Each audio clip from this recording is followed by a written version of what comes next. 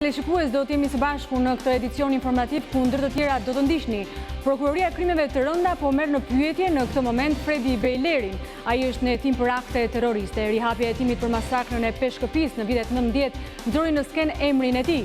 Masakra u mor përsipër nga organizata terroriste Mavi. Bejlerit më herët ju refuzua kandidimin në Himar. Presidenti Ilir Meta ka shpërthyer në kritika ndaj mënyrës se si po bëhet reforma në drejtësi. Ai kritikoi dhe ndërkombëtarët. Kryeministri Rama reagoi duke e pyetur presidentin se pse nuk thot fjalën e tij në mbrojtje të zgjedhjeve të 30 qershorit.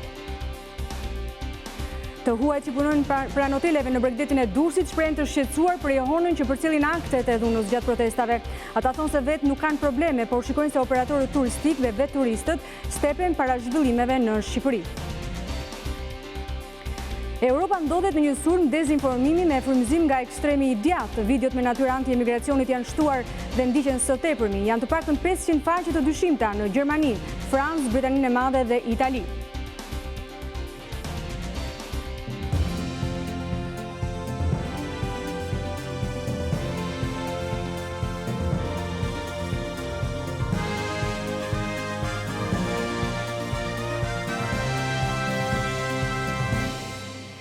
Prokuroria e Krimeve të Rënda po merr në pyetje në këtë moment Fredi Bejlerin. Ai është në hetim për akte terroriste. Rihapja e hetimit për masakrën e Peshkëpis në vitet 90 nxori në sken emrin e tij. Masakra u mor përsipër nga organizata terroriste Mavi. Bejlerit më herët ju refuzua kandidimin në Himar. Do të lidhemi tani me Anila Hoxhën, e cila ndodhet pranë prokurorisë ku po merret në pyetje Fredi Bejleri. Përshëndetje Anila, cila është përfshirja e Bejlerit në masakrën e Peshkëpis të vitit 1994, kur disa ushtarak shqiptar u vranë nga anëtarë të organizatës shoviniste Mavi. Përshëndetje, ka pak minuta që ka përfunduar seanca e marrjes në pyetje të Fredi Bejlerit, i cili dyshohet se ka kryer veprime me qëllime terroriste gjatë vitit 1994. Hetimet po kryesohen nga prokurori i Krimeve të Rënda, zoti Eugen Beçi, dhe një grup agjentës dhe oficerës të policisë gjyqësore, përfshi këtu edhe agent të antiterrorit, të cilët kanë rihapur dosjen gjatë fillimit të këtij viti, menjëherë sapo kolegu ynë Marin Mema publikoi në dokumentarin e tij Gjurmë Shqiptare, episodin për masakrën e Peshkëpis, në të cilën në vitin 9 prill 1994 u sulmua reparti ushtarak në kufi me Gjirokastrën dhe aty ngelën të vrarë komandanti i posës Fatmir Shehu dhe ushtari Arsen Gjini dhe u plagosën edhe 3 ushtarak të tjerë. Sikurse dyshon prokuroria, Fredi Bejleri, së bashku me 6 persona të tjerë me syre edhe shtetas grek, po ka dyshime se ka gjithashtu edhe shtetas shqiptar nga jugu i vendit, ka sulmuar postën ushtarake, pra është pjesë e një grupi, sikurse tha dhe ju, të cilët të veshur me uniformë ushtarake kanë sulmuar postën ku ngelën të vrarë dëshmorët dhe të gjithashtu kanë marrë prej andej armatim ushtarak.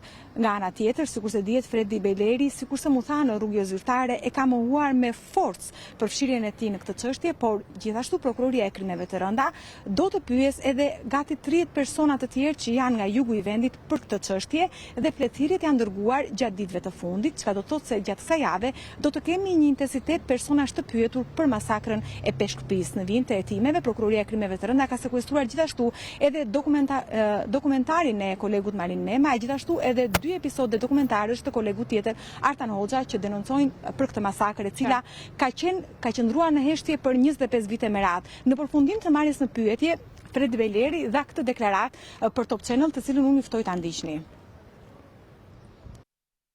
Erdha në prokurori që të mbaroj baltosja dhe poshtërsim i figurës time për një çështje që nuk kam asnjë lidhje në ditën dhe në muajin që është bërë veprimi.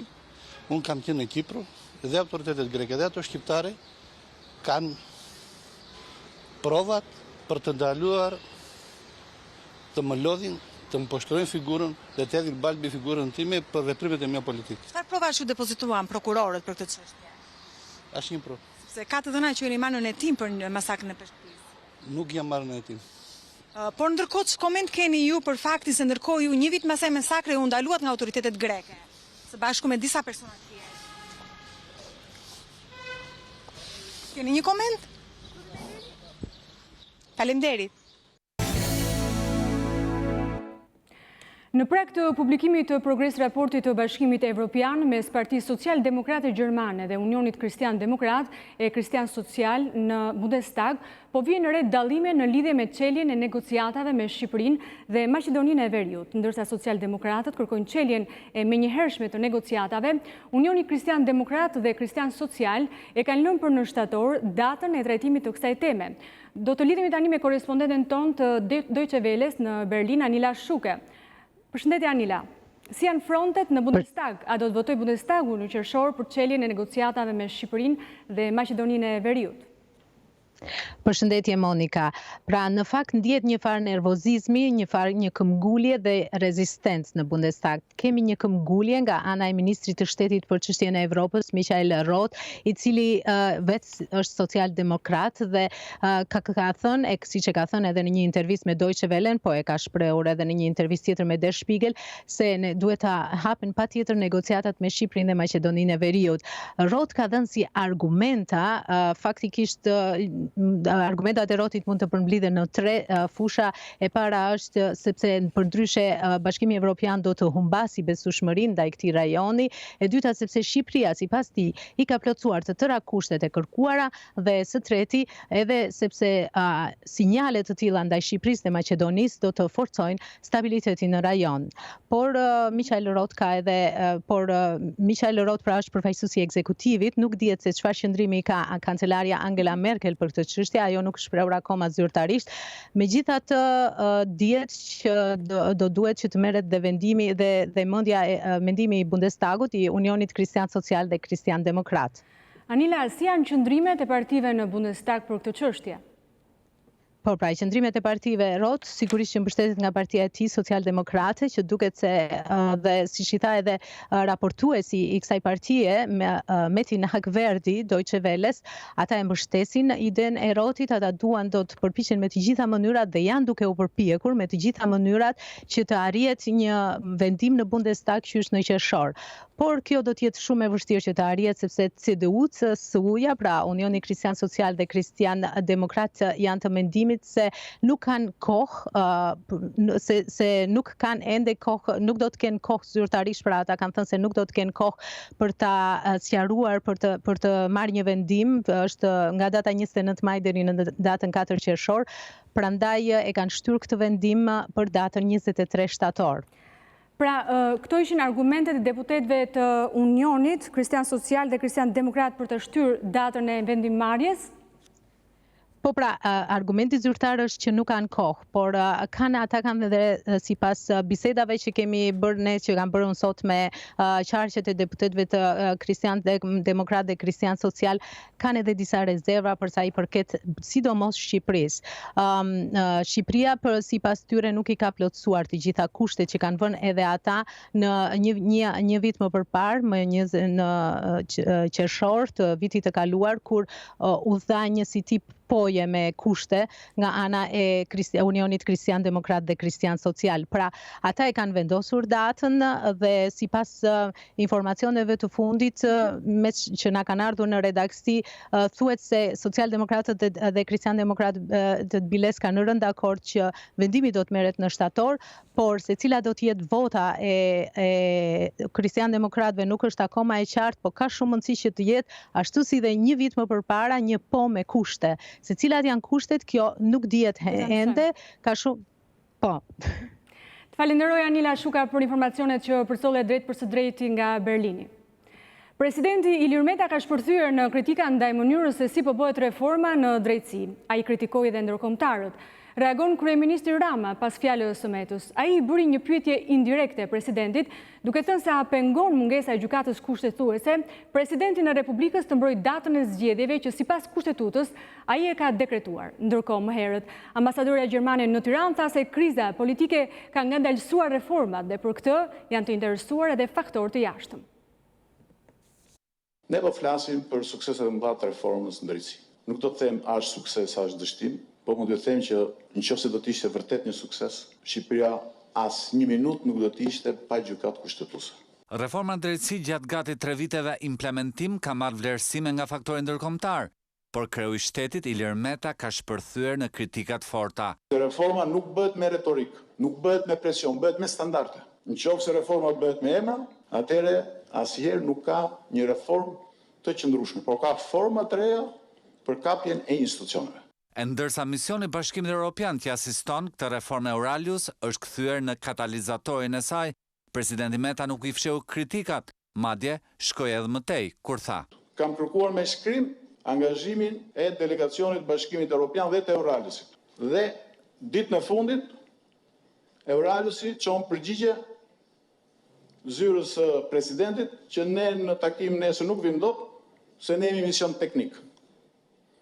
Pra, jemi mision teknik, do të thotë që kemi marrë porosi politike. Unë nuk e di dhe sot se nga kush u mor kjo porosi politike. Po mirë, ky Euraliusi si jep, kam një pyetje për gjithë ju, një vërtetim, një kryetari shumë nderuar të Komisionit Ligjeve për të zgjedhur një institucion që nuk ekziston në Kushtetutën e Republikës së Shqipërisë në kundërshtim të hapur me Kushtetutën e Republikës së Shqipërisë. Shënjestrës së kritikave artikuluar nga presidenti Meta nuk i shpëtoi edhe ish ambasadori amerikan në Tiranë Donald Lu, që fliste për peshqit e mëdhenj në rrjetën e vettingut. Këto historitë e peshqve ju i keni dëgjuar edhe vazhdoni dëgjoni. Unë kam thënë që në fillim dhe po e them prapë. Reforma në drejtësi do të jetë e suksesshme kur Shqipëri të ketë më shumë investime amerikane dhe ne duhet të bëjmë të qartë kujdo që kushtetutën tonë nuk mund ta shkelë, nuk mund ta dhunojë. Kushdo qoftë, por asnjë ambasador, asnjë diplomat, asnjë komisioner, askush tjetër. Nuk mungoi reagimi kryeministit Edi Rama për këto qëndrime të presidentit. A e pengon mungesa gjykatës kushtetuese presidentin e Republikës të mbrojë datën e zgjedhjeve, që sipas kushtetutës ai e ka dekretuar? Fal vettingut, gjykata kushtetuese është sot një djep bosh pa shejtanin brenda. Kjo është më shumë se gjysma një pune të madhe që kërkon durimin e kohën e saj, thot Edi Rama. Ai shton se presidenti ka të drejtë kur thot se djega mandateve është e papranueshme, por edhe më i papranueshëm është përbetimi për të djegur zgjedhjet. Se dim opinionin e presidentit për këtë dhe bashkë me kritikat e tij, mezi e presim apelin e vonuar në mbrojtje të 30 qershorit, thekson kryeministri Edi Rama. Pak përpara kësaj rrufeje në qiell të hapur për reformën drejtësi nga presidenti, ambasadorja gjermane Susan Schulz tha se kjo reformë dallon edhe në krahasim me progresin e bërë në këtë fushë në vendet fqinje. Deep political polarization. Polarizimi i thellë politike dhe bojkoti i institucioneve demokratike dhe i proceseve vendimarrëse megjithatë kanë ngadalësuar ndjeshëm procesin e reformave dhe nuk kanë qenë as pak të dobishme në përparimin e vendit në rrugën e tij të integrimit në BE. Unë jam e sigurt se këto zhvillime janë ndjekur nga afër edhe nga aktorë të jashtëm që kanë interes në këtë rajon. Nga konferenca sfida dhe sigurisë në Ballkan organizuar nga Qendra Marshall, drejtori i saj, Andrew Micha, i tha Top Channel se nuk duhet të fokusohemi vetëm tek rreziku i influencës ruse në rajon. Ne jemi në një epokë konkurrence mes fuqive të mëdha. Ne shikojmë nga një anë një fuqi siç është Rusia dhe një tjetër në rritje globale si Kina.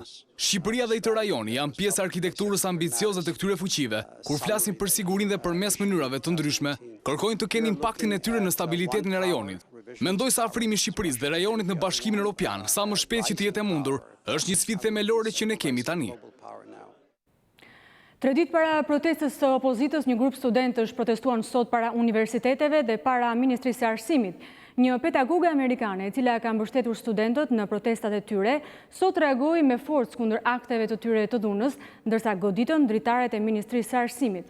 Ndjekim Kristi Gongon.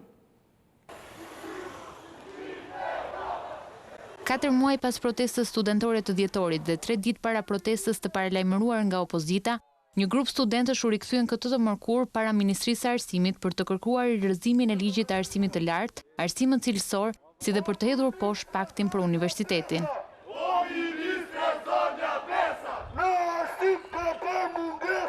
Këto janë kërkesat reale të studentëve. Ne nuk do dorëzohemi. Mendojmë se duke marrë një iniciativë zyrtare dhe t'i dërgojmë një shkres ministres, ndoshta, nëse do ketë vullnetin dhe dëshirën që ta marrë parasysh për të përmirësuar jetën universitare studentore. Studentët në shenjë revolte thyen me gur xhamat e ndërtesës së ministrisë dhe dogjën kushtetutën dhe letra. Ndjekja e fletëve ishte simbolike për ta quajtur të gjithë këtë një tallje dhe e cila në fundit nuk është asgjë, është thjesht letër. Goditja e xhamave, mendoj që pakënaqësia ka arritur në ato shkallë ku tani duhet i bërë diçka më e madhe. Ky akt dhune u kundërshtua nga profesoresha amerikane Lori Emi, e cila ka qenë mbështetje për studentët në protestat e mëparshme. Kjo është një godin për arsimimin, nuk është kjo mënyra se si protestohet për edukim. Nuk sulmohen institucionet. Ndërsa lëvizja për universitetin i tha Top Channel se nuk ishte organizuesja e protestës, si në protestën që nisi më 4 dhjetor të 2018-s. Ndërsa pjesëmarrja ishte ullët, pasi studentët kanë qenë të friksuar se protesta do të merrte drejtim politik. Protesta është iniciuar nga Këshilla Studentor, pra nga studentët, kundër këtij sistemi politik që ka çuar vendin në kas për 30 vite. U rikthyem në protestë sepse pakti për universitetin ishte gjitha një farsë dhe një fasad. Kërkojmë Rama ik, Basha ik, Meta ik, për ndryshimin e gjithë sistemit. Më të prekur nga pikat e paralizuara janë studentët e masterit. Unë që përshjam në master tani, nuk kam përfituar absolutisht asnjë gjë nga ato të pika. Pikërisht dhe unë. Përveç tarifës, masteri shkencor mësuesi për arsimin e mesëm dhe të lartë, punon 1 vit pa pagesë fare. Është plotësuar vetëm pika e përgjysmimit të tarifave vetëm për bachelorin dhe ky përgjysmim është vetëm për këtë vit. Vitin tjetër bëhet në bazë të mesatarës. Ndërkohë që mësimi është zhvilluar normalisht në auditore.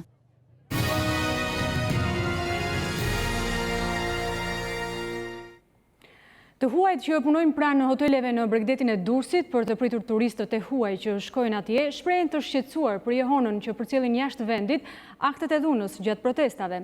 Ata thonë se vetë nuk kanë probleme, por shikojnë se operatorët turistik dhe vetë turistët nga jashtë shikojnë me shqetësim zhvillimet në Shqipëri. Vazhdimësia e protestave të opozitës ka nisur të shqetësojë operatorët turistik, të cilët i druhen pasojave të tyre në sektorin e turizmit shqiptar, i cili pret një tjetër sezon suksesshëm këtë vit. Krzysztof Kuzynski është shtetas polak i punësuar si menaxher operacional në një nga hotelet më të mira të Bregdetit të Durrësit dhe shprehet se kjo klim politike nuk është as pak e favorshme për turizmin në vend. Padyshim që klima e tensionuar politike në vend do të ndikojë në sektorin e turizmit dhe te turistët dhe po ndikon edhe te numri i vizitorëve që nuk është i mjaftueshëm për kapacitetet tona. Ne po presim për më shumë turist dhe më shumë aktivitet. Nuk po ankohemi, por ajo që dëgjojmë nga partnerët ndërkombëtar dhe turistët vendas është se ata janë djenita asaj çfarë po ndodh në vend, dhe protestat në përqytete dhe në kryeqytet mund të kenë pasoja të drejtë për drejta dhe të tërthorta në turizëm dhe në opinionin jashtë vendit për turizmin në Shqipëri. Pavarësisht kësaj, për Krzysztofin që ka punuar prej shumë vitesh në fushën e menaxhimit hotelier në Rusi, Poloni e Norvegji, Shqipëria është një treg turistik shumë i mirë dhe në zhvillim, edhe pse problemet nuk mungojnë. Jap se kam ardhur të punoj këtu, është një mundësi e madhe për çdo që vjen nga jashtë për të kërkuar një përvojë fantastike dhe për të parë Shqipërinë si një treg në zhvillim për turizmin dhe shërbimet, përfshirë hotelet dhe restorantet. Hoteleria është një treg në lulëzim, por ka shumë gjëra për t'u përmirësuar, veçanërisht në shërbime, aftësitë gjuhësore dhe në njohuritë për standardet e kërkuara në shërbime. Këto janë problemet më të mëdha. Problematikat e këtij sezoni turistik dhe nevoja për standarde më të larta higjieno-sanitare, infrastrukturë rrugore, shërbime cilësore dhe siguri në det, u diskutuan gjatë mbledhjes së fundit të Komitetit Rajonal të Turizmit, ndërsa në plazhin e madh të Durrësit vijon puna për pastrimin e brezit ranor nga mbetjet dhe leshterikët dhe përgatitjen e plazhit për grupet e turistëve. Sezoni turistik u çel edhe në parkun e Antigones. Drejtori i parkut thotë se vizitorët janë shtuar, por mbërritja deri në park vështirësohet nga rruga e amortizuar. Parku arkeologjik i Antigones në Gjirokastër ka çelur sezonin turistik në ditën ndërkombëtare të diversitetit kulturor, me një seri aktivitetesh brenda tij. Të ftuar nga gjirokastrat e Pelena, Dropullit, Delfina dhe Përmeti, u bën pjesë e eventit që ndërthuri së bashku 3 ditën, folklorin dhe ekspozita në fotografi dhe piktur. Drejtori i parkut, Shkëlqim Guçe, tha se në park janë shtuar vizitorët, por ngushtimi i rrugës së dëmtuar po pengon lëvizjen e autobusëve turistik drejt Antigones. Për vitin 2018 kemi pasur mbi 1500 vizitor, pra një dallim me vitin 2017, por a ka qenë e mundësuar ardhja e tyre këtu, ka pasur pengesa pra, sepse në disa pika, e sidomos te segmenti midis Asim Zeneli dhe fshatit Krin, tashëm është i njohur problemi i rrugës së dëmtuar. Autobusët e mëdhenj që vijnë nga shoqëri të ndryshme turistike ndalojnë dhe pengojnë ardhjen e turistëve. Artizanët në panairin e Antigones sollën punime tradicionale nga logina e drinos dhe vjosës. Ata flasin për traditën që po trashëgohet me vështirësi, por edhe për interesin e tregut turistik për këto produkte. Vijnë turistat edhe janë tërhequr, Kur tërhiqen na këto naturista dhe neve kemi më fitime më të mëdha. Mosha ime edhe këto më të mëdhat e kanë punuar, në këto, në shtizat, në grepin e këto. Tani brezi i ri jarqëm, nuk e di se do t'i kenë kjef apo jo. Brezi një herë ka mbarua fare, qofë për punë e qofë për tëra. Që është gjunat ta lësh këtë punë. Parku arkeologjik i Antigones u shpall park kombëtar disa vite më parë, por promovimi i këtij destinacioni shumë të rëndësishëm të antikitetit është ende minimal. Antigonea, qyteti antik, ishte ndërtuar prej mbretit molos Piro në vitin 295 para Krishtit, deri në vitin 168 para Krishtit, kur u shkatërrua, njihej si një prej qendrave më të rëndësishme urbane të antikitetit.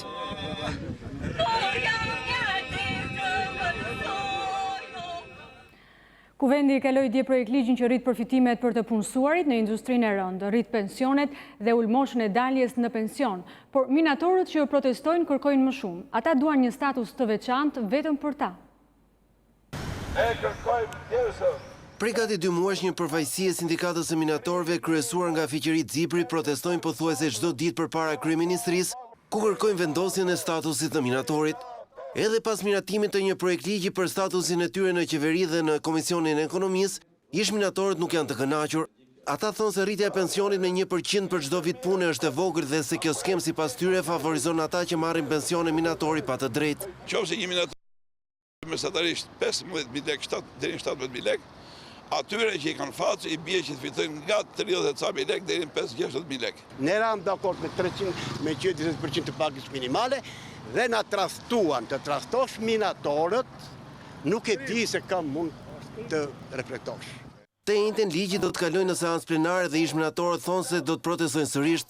Ata kërkojnë pagesë më dinjitoze. Qeveria duhet pranoj këtë dhe të ulet në luftë për pastrimin e skemës dhe në bisedime si njerëz, si qytetarë të vendi me sindikatën e vërtet për të rakorduar një kompromis të arsyeshëm në lidhje me statusin e minatorit. Statusi i minatorit nuk duhet të jetë më pak se 450.000 lekë. Ndërkohë me projekt ligjin e ri, qeveria thotë se do të përfitojnë rreth 25.500 punonjës, minatorë naftëtar dhe metalurg, të cilët në total do të marrin një mbështetje buxhetore prej $15 milion në vit. Në Shkodër ndodhet një shkollë teknike e cila përgatit teknik për pyjet dhe për përpunimin e drurit. Përveç studentëve të rregullt, kjo shkollë publike bën edhe kurse. E veçanta e saj është se diplomat i kësaj shkolle njihen edhe në vendet e Bashkimit Evropian.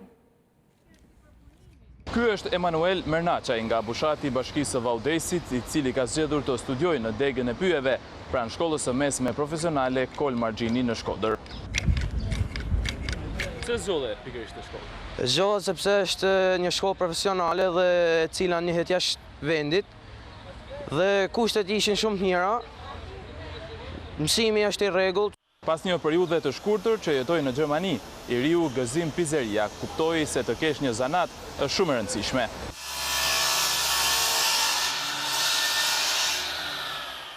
Kam parë që edhe atje kërkojnë shumë punojësa për këtë degë.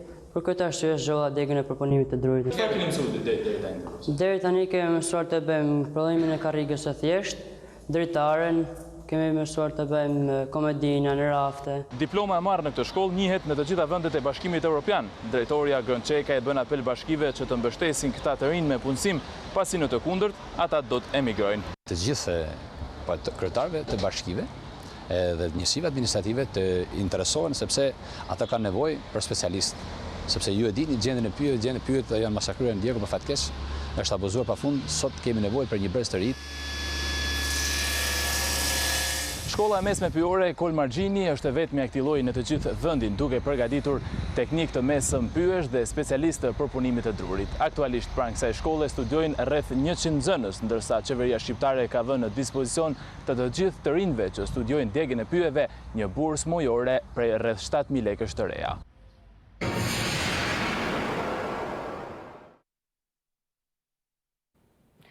Kompanitë e mëdha amerikane i kërkojnë presidentit Trump që t'i jap fund luftës tregtare me Kinën. Ata thonë se vendosja e tarifave dhe barierat doganore i dëmtojnë edhe amerikanët. Letra mban në shkrimet e administratorëve të Adidas, Nike dhe Puma. Kompanitë e njohura amerikane Adidas, Nike dhe Puma i bëjnë thirrje presidentit Donald Trump për fund luftës tregtare me Kinën. duke i quajtur katastrofike vendosjen e tarifave të reja. Përmes një letre drejtuar presidentit amerikan Donald Trump, prodhuesit e njohur të atleteve ju bashkuan më shumë se 170 kompanive të tjera, të cilat bëjnë apel që këpucët të përjashtohen nga tarifat e reja në importet e Kinës. Administrata amerikane këtë muaj ka rritur tarifat ekzistuese në importet kineze dhe po kërcënon t'i vendos këto tarifa, pothuajse në gjithë produktet kineze të importuara në Shtetet e Bashkuara. Kjo do të përfshi taksa shtesë për mallrat e konsumit, si elektronik dhe veshje, duke përfshirë atletet dhe smartphone-ët. Kjo mas ka shkaktuar alarm të shitësit dhe prodhuesit të cilët mbështeten te mallrat nga Kina. Tarifa shtesë propozuar prej 25% në atlete do të ishte katastrofike për konsumatorët tanë. Kompanitë tona dhe ekonominë amerikane në tërësi, thuhet në letrën e prodhuesve të njohur amerikan. Letra tha se industria e këpucëve sportive tashmë paguan $3 miliard detyrime dhe se tarifat shtesë do të rrisin kostot dhe çmimet. Trump ka thënë më herët se konsumatorët amerikan mund t'i shmangin tarifat duke bler prodhime të njëjta nga burime të tjera. Një parti e majtë në Gjermani ka vendosur kandidat me emra nazistësh për zgjedhjet europiane. Në këtë mënyrë, kjo forcë e vogël politike me emrin domethënës, partia ironizon klimën pro të djathtës ekstreme në Gjermaninë e sotme. Kandidat të quajtur Goebbels, Hess dhe Eichmann janë për votim në zgjedhjet evropiane të së dielës në Gjermani, e kjo fal një partie satirike të krahut të majtë. Die Party, partia, ka prezantuar pamfleta me emrat e kandidatëve, mbi emrat e të cilëve përkojnë me ata të ndihmësve kryesor të Hitlerit. Grupi udhëhiqet nga Martin Sonneborn, ish botuesi i revistës satirik Parlamentin Evropian në 2014 falë rregullave që favorizojnë partitë e vogla. Mes politikave të saj, Die Party propozon konfiskimin e patentave për ata që mohojnë ndryshimet klimatike. Sistemi gjerman nuk ka një prag minimal zgjedhor për hyrje në Parlamentin Evropian, ndryshe nga vendet të tjera ku duhet të arrijë 3 apo 5% e votave për të zgjedhur. Partia, që mori 0.96% të votave në 2014, ka si pasojë të gjitha gjasat për të patur të paktën një të zgjedhur në Parlamentin Evropian. Jo të gjithë janë të kënaqur sidoqoftë me shakan e saj. Ka nga ata që mendojnë se zgjedhjet evropiane nuk duhet përdoren si mjet për humor. Pretendimi se dikush do të luftoj populistët e krahut të djathtë në këtë mënyrë është naiv, i gënjeshtërt ose jo shumë inteligjent, thonë ata. Europa ndodhet në një sulm dezinformimi me frymëzim nga ekstremi i djathtë. Videot me natyrantë imigracion janë shtuar dhe ndiqen së tepërmi. Janë të paktën 500 faqe të dyshimta në Gjermani, Francë, Britaninë e Madhe dhe Itali. Facebook ka mbyllur disa prej tyre. Miliona europian po ekspozohen ndaj propagandës së ekstremit të djathtë përmes Facebookut, tregon një raport i organizatës jo qeveritare Avaz. Aktivistët e së cilës thonë se pikërisht kërkimi i tyre nxiti një pastrim masiv në rrjetin social. Lajmet e rreme, citatet e rreme dhe videoklipe dezinformuese mbi emigrantët janë disa prej taktikave të përdorura nga faqet e ekstremit të djathtë në platformën më të madhe sociale të globit. Përmbajtjet negative sipas Avaz janë parë 533 milion herë vetëm gjatë 3 muajve të fundit, që do të thotë 6 milion herë në ditë. Në kohën kur votuesit evropian përgatiten për zgjedhjet e kësaj fundjave, BE-ja po mbytet sipas OJQ-s në fjalë nga dezinformimi. Kemi parë një përdorim të madh të profileve të rreme dhe taktikave çorientuese, thot kreu i saj, Christoph Scott. Këto metoda po përdoren për të treguar sidomos se një çështje e caktuar që mund të ngjall urrëtie apo racizëm, ose që është kundër emigracionit, prezantohet si shumë më popullore nga sa është në të vërtetë. Avaz zbuloi rreth 500 faqe të dyshimta dhe grupe gjatë kërkimeve për gjurmë të propagandës së ekstremit të djathtë në Gjermani, Francë, Britaninë e Madhe dhe Itali. Facebooku ka hequr deri tani 77 prej tyre. Vetëm faqet e hequra kishin 5.9 milion ndjekës.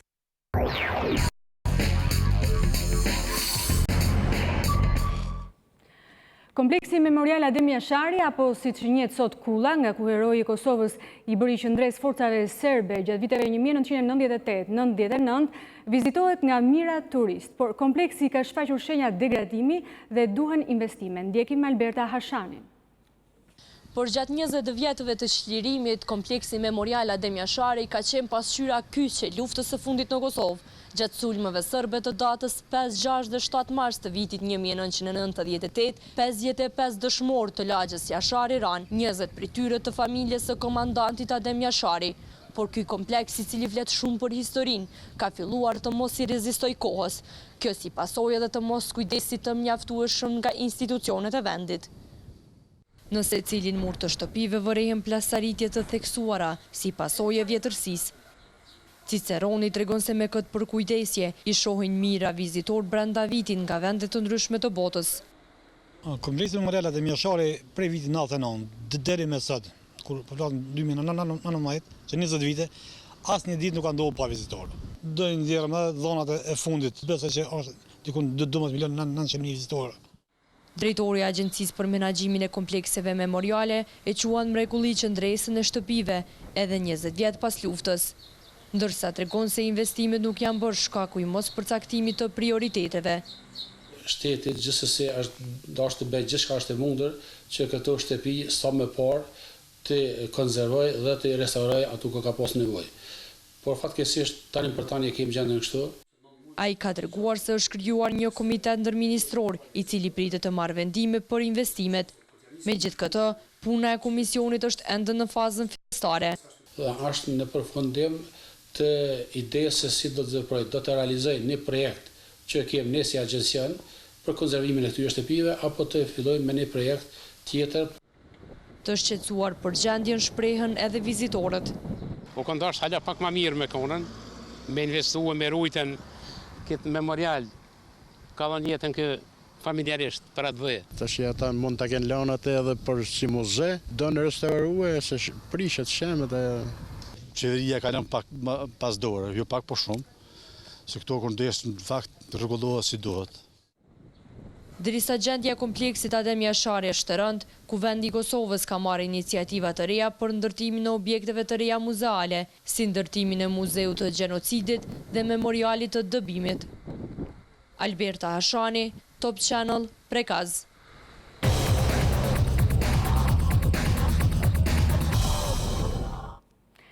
Përfaqësuesja e Kosovës do të luajë 2 ndeshjet e radhës për kualifikueset e Euro 2020 ndaj Malit të Zi në 7 qershor në Podgoricë dhe ndaj Bullgarisë në 10 qershor në Sofje. Trajneri i skuadrës kosovare, Bernardo Shalond, publikoi listën e futbollistëve të grumbulluar për këto 2 ndeshje, ku nuk mungojnë risit. Kështu Shalond ka thirrur në skuadër Florent Hadërgjonaj, që së fundi refuzoi përfaqësuesen e Zvicrës për të veshur fanellën e Kosovës, po kështu përfshihen për herë të parë në kombëtare edhe Dreshevic, Rashkaj dhe Ibrahimaj. Ndërkaq Federata e Futbollit të Kosovës ka publikuar edhe programin e përgatitjeve të kësaj përfaqësueseje, që do të nisë në 2 qershor me stërvitjen e parë që do të mbahet në stadiumin Fadil Vokri. U zhvilluar në Elbasan etapa e 2 e turit ciklistik të Shqipërisë. Është mbajtur etapa e 2 e turit të 76 ndërkombëtar ciklistik të Shqipërisë me etapën Shkodër-Elbasan e gjatë 189.2 kilometra. Ishte një etapë pa probleme ku asnjë ciklist nuk krijoi distancë me të tjerët, por ishte grupi ai që preu i pari vjen e finishit në qendër të qytetit të Elbasanit. Fituesi i etapës u përcaktua nga fotofinishi dhe ai ishte italiani Samuele Zambelli me kohën 4 orë 28 minuta e 14 sekonda. Pas tij u renditën Mirko Sartori dhe Lorenzo Cataldo, edhe këta nga Italia. Presidenti i Federatës Shqiptare të Ciklizmit Skënder Anxhaku në fund të etapës shfaqi shqetësim për mungesën e policisë në momentin e mbërritjes së garuesve. U zhvillua një garë shumë e bukur, po mbritja në qytetin e Elbasanit nga policia ishte nul. Dhe më vjen keq për këta aktivitet kaq të rëndësishëm që marrin pjesë 3-14 ekipet huaja, janë gjitha ekipe europiane, të bëhet një mbritje e tillë. Më vjen zor dhe nga vetja me të drejtë. Pas 2 etapave të para, renditja e përgjithshme e turit të Shqipërisë mbahet nga Ylber Sefa që nuk e ka fshehur kënaqësinë e tij. Kjo është një fitore që rrallë vjen për ekipin tonë. Shpresoj që ta ruaj fanellën e verdhë deri në fund. Sigurisht mendimin e ekipit. Turi 76 i Shqipërisë do të vijojë me etapat Elbasan-Vlorë, Vlorë-Sarand për të mbyllur me Sarand-Fier.